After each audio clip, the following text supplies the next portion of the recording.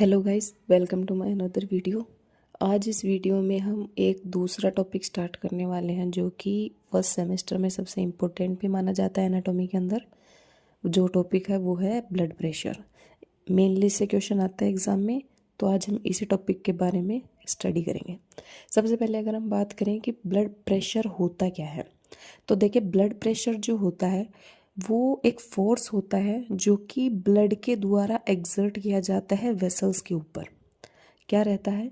एक फोर्स रहता है जो कि ब्लड के द्वारा एक्सर्ट किया जाता है ब्लड वेसल्स के ऊपर। ठीक है। नॉर्मल ब्लड प्रेशर की बात करें तो normal blood pressure 120 mmHg by 80 mmHg होता है, जिसमें से 120 mmHg सिस्टोलिक प्रेशर होता है और 80 mmHg डायस्टोलिक प्रेशर रहता है।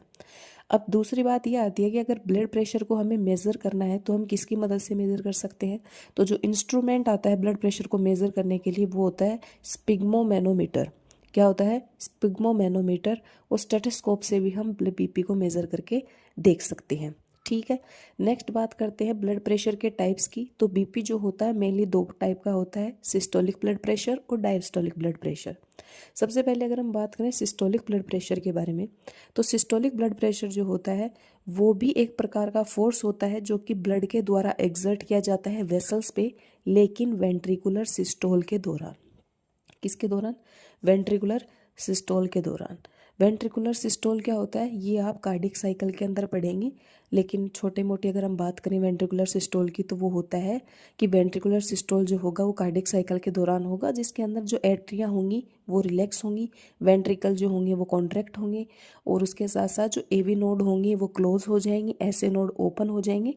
तो ये सारी की सारी बातें आप कार्डियक साइकिल के अंदर पढ़ोगे, जो कि हम अगली वीडियो के अंदर डिस्कस कर लेंगे। ठीक है। नॉर्मल सिस्टोलिक ब्लड प्रेशर की अगर हम बात करें तो नॉर्मल सिस्टोलिक ब्लड प्रेशर जो रहता है वो 120 mmHg रहता है। ठीक है। नेक्स्ट आता है डायस्टोलिक ब्लड प्रेशर।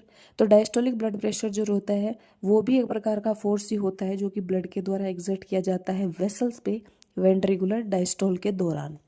ठीक है। वेंट्रिकुलर डायस्टोल के दौरान जो ब्लड के द्वारा जो फोर्स एक्सर्ट किया जाएगा वेसल्स पे उसे डायस्टोलिक ब्लड प्रेशर बोल देंगे। ठीक है। मेनली कितनी सेकंड का होगा? जैसे कार्डियक साइकिल 0.8 सेकंड की रहती है, तो उसमें से वेंट्रिकुलर सिस्टोल जो रहता है ये 0.3 सेकंड का रहता है। ठीक है। तो 0.3 सेकंड का तो वेंट्रिकुलर सिस्टोल रहेगा, बाकी वेंट्रिकुलर डायस्टोल जो होगा वो रहेगा आपका 0.5 सेकंड का। आगे चलते हैं, हम बात करते हैं डायस्टोलिक ब्लड प्रेशर की कि नॉर्मल डायस्टोलिक ब्लड प्रेशर कितना रहता है। तो नॉर्मल डायस्टोलिक ब्लड प्रेशर जो रहता है वो 80 mmHg रहता है। ठीक है। इसके साथ साथ अगर हम एक बात और करें तो इसके अंदर एक टर्म और पूछी जाती है, वो रहती है पल्स प्रेशर। इस पल्स प्रेशर के बारे में आप क्या जानते हैं? पल्स प्रेशर जो रहता है वो सिस्टोलिक ब्लड प्रेशर और डायस्टोलिक ब्लड प्रेशर के बीच का डिफरेंस रहता है। ठीक है। क्या रहता है? सिस्टोलिक ब्लड प्रेशर और डायस्टोलिक ब्लड प्रेशर के बीच का डिफरेंस रहता है। यानी सिस्टोलिक ब्लड प्रेशर 120 है और डायस्टोलिक ब्लड प्रेशर अगर 80 है, तो इनके बीच का डिफरेंस जो होगा 40 mmHg जो होगा वो पल्स प्रेशर होगा आपका। ठीक है। तो ये टर्म भी आपको याद रखनी है, इंपॉर्टेंट है, पल्स प्रेशर क्या रहती है। ठीक है। अब हम उन फैक्टर्स की बात करेंगे जो कि ब्लड प्रेशर को अफेक्ट करते हैं मेनली, जिसमें पहला आपका आता है फिजिकल कोज। फिजिकल कोज के अंदर आ सकता है एक तो हैवी एक्सरसाइज परफॉर्म करना, रनिंग परफॉर्म करना। अगर मान लो आप दौड़ कर रहे हैं, दौड़ते दौड़ते अगर आपकी सांस फूल जाती है जिससे कि आपका ब्लड प्रेशर बढ़ सकता है। ठीक है। नेक्स्ट कोज आता है इसके अंदर मेंटल कोज। मेंटल कोज के अंदर मेनली हो सकता है किसी भी एक्साइटमेंट या हैप्पीनेस की वजह से अफेक्ट हो सकती है या इंक्रीज हो सकती है बीपी। ठीक है। तीसरा इसके अंदर आता है वो आती है डाइट।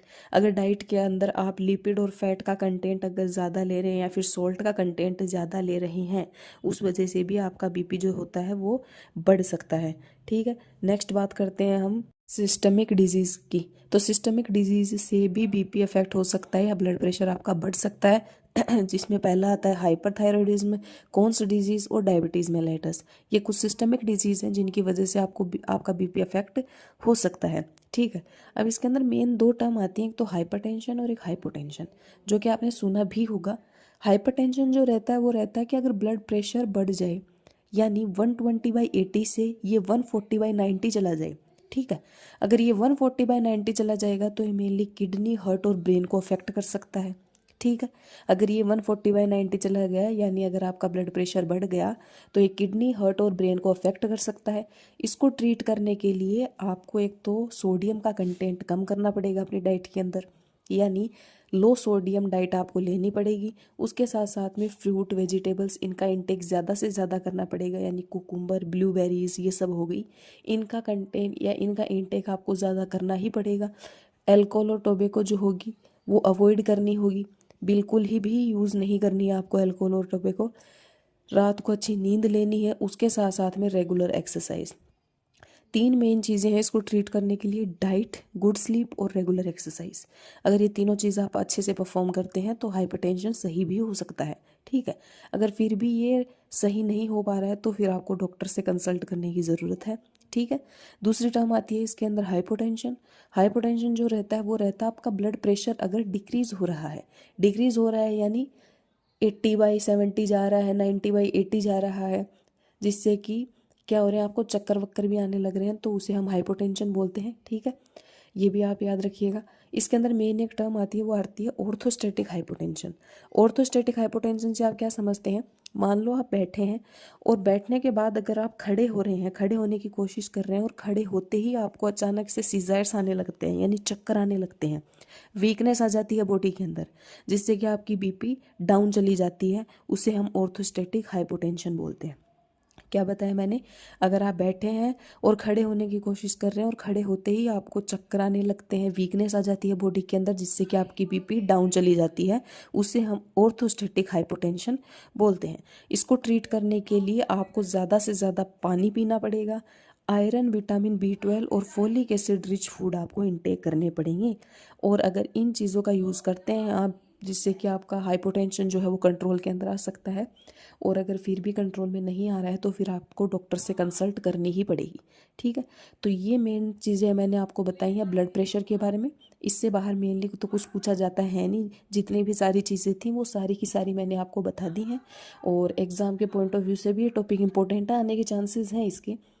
तो आज की वीडियो में इतना ही, मिलते हैं कल।